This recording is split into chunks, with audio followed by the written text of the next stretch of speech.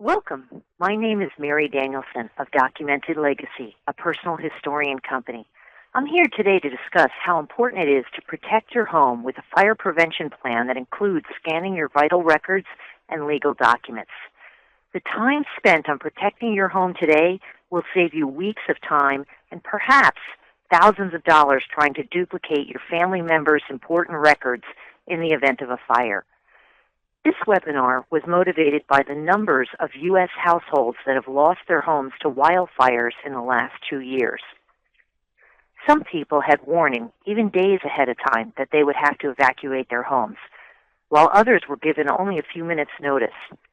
While your home may not be in an area subject to wildfires, the threat of fire is something we all face. In today's webinar, we will discuss the reasons why scanning your vital records and legal documents as part of your fire prevention plan makes good financial sense. We'll provide you with a checklist and several sources of information from nonprofit and government agencies that can provide you with more information. So let's begin. If your home suffers a fire today, the only responsibility you have is to get out immediately. Don't try to be a hero or grab household possessions on your way out. Put your life first and let the professionals fight the fire. You'll have a big job ahead of you just trying to recover both physically and financially. You can reduce the risk of losing all your memorabilia, photos, and legal documents by incorporating a scanning routine into your household fire prevention plan. This will save you weeks of time and hundreds of dollars, if not thousands. If you're not sure if this webinar is necessary for you, think for a moment about how much it would cost you and how much time you would have to spend to replace all your legal records and vital documents for your entire family. Let's start with some facts. Most people don't realize that home fires are the single most common disaster across the nation. The American Red Cross says the number of home fires has increased about 8% since 2000. According to the National Fire Prevention Association, U.S. fire departments responded to some 370,000 home structure fires in 2011 that caused $6.9 billion in direct damage. The average cost of a home fire was more than $17,000 back in 2006, according to data the association compiles. That's an expense that no one looks forward to having. Many people believe that fire prevention plans, like emergency plans, are a great idea to do sometime down the road when you have more time. A small percentage of the population actually have a plan in place. When the threat of fire is near you, however, you have zero time to begin developing a prevention or preservation plan. You'll be in escape mode. If anything should motivate you to begin a fire prevention plan at home that includes scanning your vital records, consider the money spent and time lost trying to compile a list of household contents to file with your insurance company. Without proper documentation by way of scanning receipts and photos, you'll spend weeks or even months trying to prove you own something that you're claiming. There is no guarantee without proof that your claim will be accepted. Now add all that to the time and cost of replacing your vital records, and the preservation plan that includes scanning makes good financial sense. Today, we're focusing just on the vital records. The Federal Emergency Management Association has compiled a great resource called After the Fire, Returning to Normal, to help residents begin the process of sifting through the remains of their home. In its report, FEMA developed a thorough list of vital household documents and records that may need to be replaced if they were burned or completely destroyed in fire. A link to that resource is included at the end of this webinar. That list is similar to the one we've suggested you compile in a grab-and-go file for household emergencies. Non-fire-related emergencies, of course. Remember, in the event of a fire, your job is to get out fast. Those vital documents and records may include your driver's licenses, auto registrations, car titles, bank books, insurance policies, government civilian records, military discharge papers, passports, birth certificates, death decrees, marriage certificates, divorce papers, Social Security cards, Medicare cards, credit cards, titles to deeds, stocks and bonds, U.S. savings bonds, last wills and testaments, living wills, medical records, warranties, income tax records for multiple years, citizenship papers, prepaid burial contracts, animal registration papers, mortgage papers, citizenship papers, green cards, family treasures, and cash. Now add to that list the other things you should scan as part of your fire prevention plan: your family photos, lists of household contents, and receipts of those purchases. You get the picture. Remember, your number one reason for getting started on a project like this is to reduce your risk and save time and money in the event of a disaster at home. We can't emphasize that enough. We all have a shared responsibility to reduce the risk of fire in our homes and communities. Individually, however, we have a responsibility to protect our assets. The cost of record replacement may vary state by state and county by county, depending on the record or legal document you need to replace. Also consider the time and travel costs associated with physically going to the government office to duplicate your records. We found some great resources on the subject from the Center for Disease Control and USA.gov, which we will also post at the end of this webinar. Let's take a look at an example. As a case study, I went through this vital documents list and used my own household as an example. If my house suffered a fire today and my wooden file cabinet became kindling for the flames, and say perhaps I didn't have all my legal documents and vital records in a fireproof safe, I will be looking to replace the records for 4 adults and 1 child. I can foresee spending a minimum of $1,325 trying to duplicate at least 60 vital records and spending the equivalent of 2 weeks of time trying to get them in person from the various agencies. That doesn't include the travel costs, tolls, and parking that I know I would encounter trying to get that work done. In the state of New Jersey, where I live, I will need to complete an application, provide proof or multiple pieces of identification, a fee, and proof of my relationship to the person on the vital record in order to receive a certified copy. That's where the endless runaround cycle begins to spin for me. For instance, in order to get a replacement driver's license, I will need 6 pieces of identification.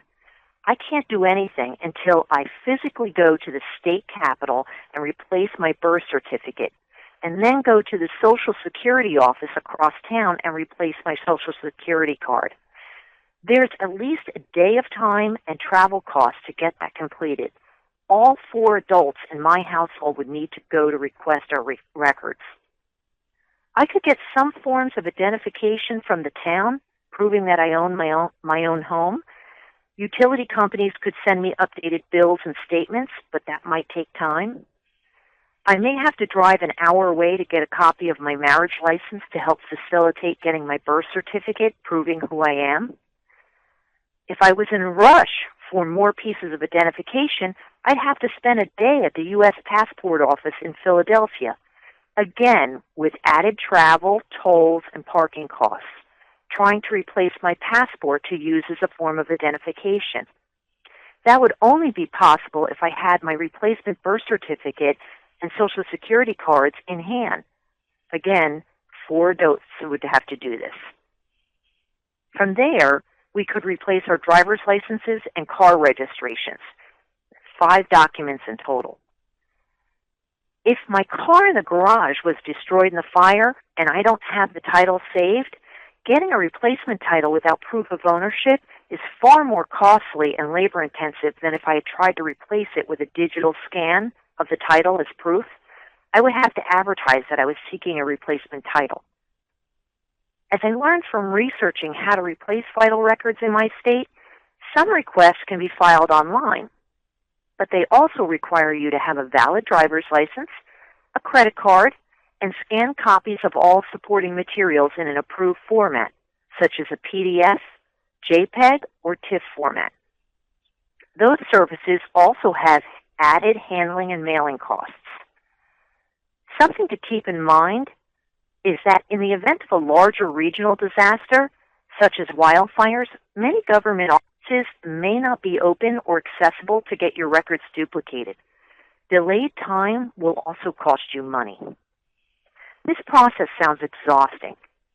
Now, the thought of sitting in front of the television and scanning records while you watch the evening news or Sunday football games suddenly doesn't seem like that much work.